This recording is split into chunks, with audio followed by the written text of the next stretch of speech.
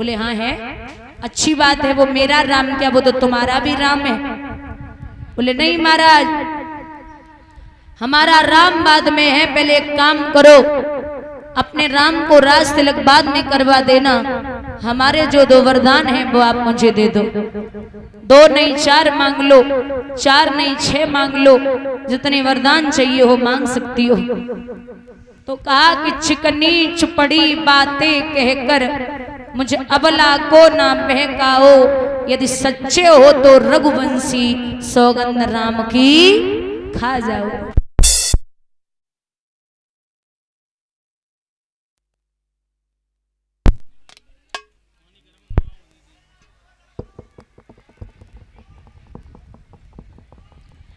बोले राम की सौगंध खाइए।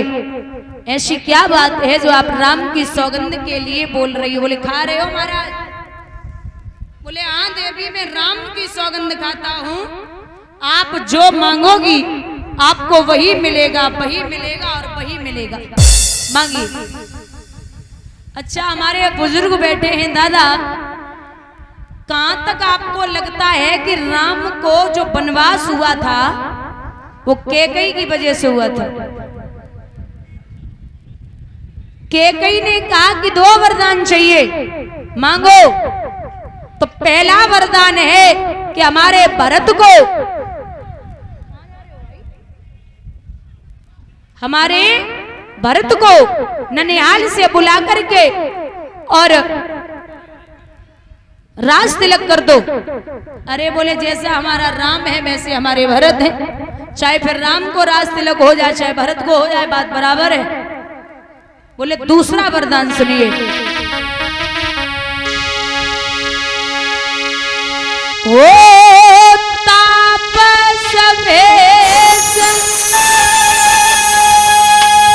विशेष उदासी,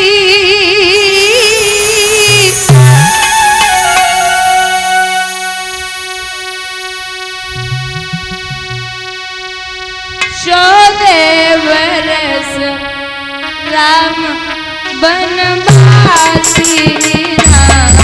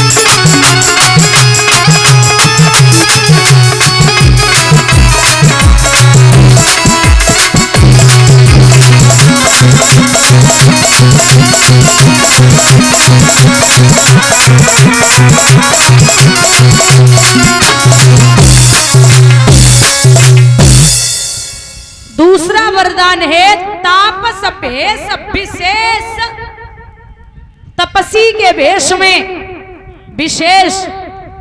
दादा अगर शेष नाग के अवतार लक्ष्मण बन के लिए न जाते तो मेघनाथ को मारने वाला कोई नहीं था। मेघनाथ को वही मार सकता था जिसने 14 वर्षों तक पत्नी का मुख न देखा और जो सोया न हो। 14 वर्ष राम बन बासी। अच्छा 13 का मांग लेती, 12 का मांग लेती, 18, 15, 16 का मांग लेती, 14 वर्षों का ही वनवास क्यों मांगा? क्योंकि रावण की मृत्यु के सिर्फ 14 वर्ष ही बाकी बचे थे। अब आ जाइए राजा दशरथ जमीन पे गिर पड़े। तो मैं आपको बता रही थी कि राम को जो वनवास हुआ है वो कैकेयी मैया जो है वो निंदनीय नहीं, वंदनीय है।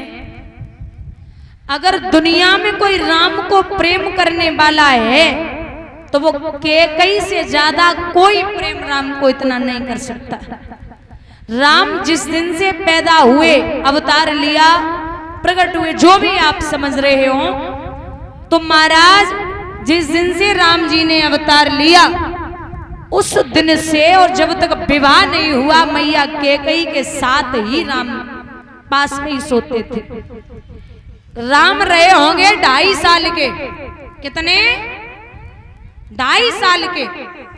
तो 2.5 वर्ष के राम, पता नहीं कौन सी मन में इच्छा जागृत हुई, मैया कौशल्या रात्रि के 8 बजे राम को लेवे को पहुंची।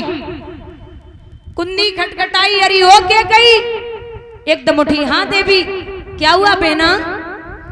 बोले आज हमारा बड़ो दिल कर रहो कि हमारा राम हमारे पास में सोवे। जैसे कोई बर्छी को प्रहार कलेजे पे कर देवे, कितनी तकलीफ होवे, ऐसा लगा कैकेयी को जैसे किसी ने बर्छी का प्रहार किया हो। हाँ बहना ले जा, तेरा ही तो बेटा है, ले जा बहना, अपने पास सुला लेना। महाराज मैया कौशल्या ने जब राम को लियो तो बुजुर्गों ध्यान देना, 8 बजे मैया लेके आई, 9 बज गए, 10 बज गए, 11 बज गए, राम जी करवटें ले रहे लेकिन सोए नहीं रहे। तो कौशल्या बोली लाला का बात है राम, नींद नहीं आ रही का? भूख लगी? नहीं मैया। पानी चाहिए? नहीं मैया। दूध चाहिए? नहीं मैया। अरे फिर सो जाना लाला। जवाब दो मैया, अब मैं सो जाऊंगा।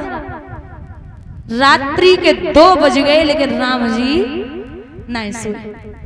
समझ गई जे बिना कैकेयी के सोए बेवारो नहीं, सो चुपचाप उठाए के रात्रि के 2 बजे मैया कैकेयी के सेन कक्ष की तरफ चली। अब माताओं जैसे ही दरवाजे पे हाथ मारो, कैकेयी की सखियों की आवाज बाहर तक आ रही थी।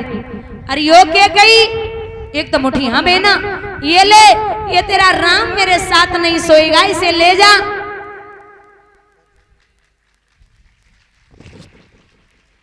ये राम मेरे पास नहीं सोएगा।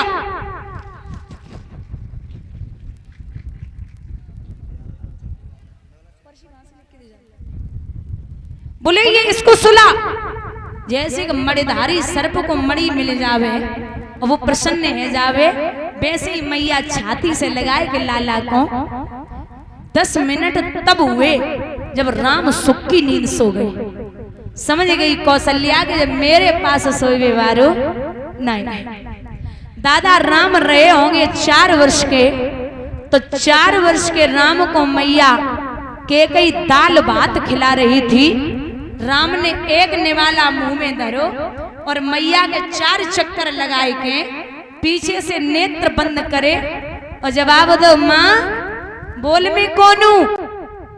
मैया मुस्कुराई की बोली, वैसे तो पहचान गई कि राम है, लेकिन बातें बनाई की बोली, मो को पता है लाला तू हमारा बेटा भरत है, भरत।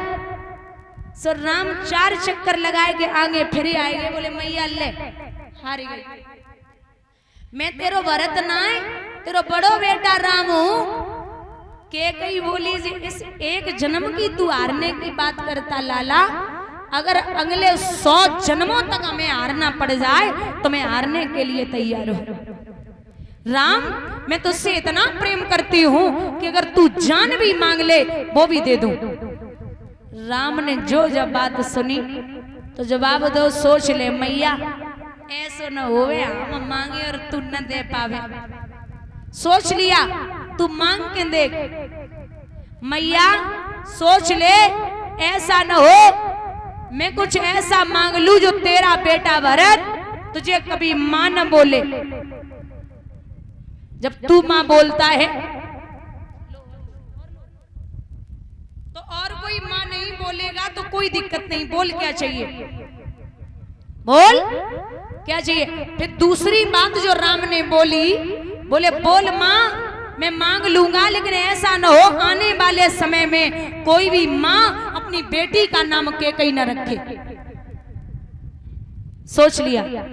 तीसरी बात जो राम ने बोली है और जवाब दिया, सोच ले मैया ऐसा न हो जो मैं कुछ ऐसा मांग लूं जो आने वाले समय में तुझे विधवा जीवन जीना पड़े। जो ये बात कही मां टकटकी लगा के देखने लगी। लाला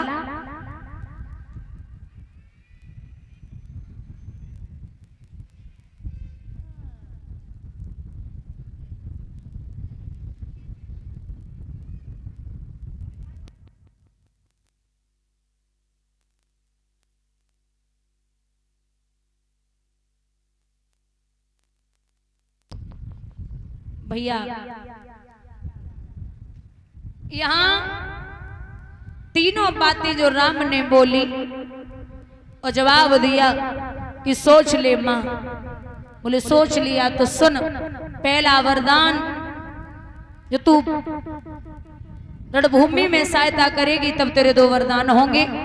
तो एक वरदान में तू अपने भरत के लिए राज तिलक मांग लेना और दूसरे वरदान में हमारे लिए 14 वर्षों का वनवास। मैया मुंह के बल जमीन पे गिर पड़ी। लाला कैसी बात करता है, अरे तू मेरी जान मांग ले वो मंजूर है, अगर मैंने तेरे लिए वनवास मांग लिया तो ये निश्चित है कि मेरा बेटा भरत मुझे कभी मां नहीं बोलेगा। राम बोले पहले ही कहा था कि भरत मां नहीं बोलेगा, तूने हाँ किया है।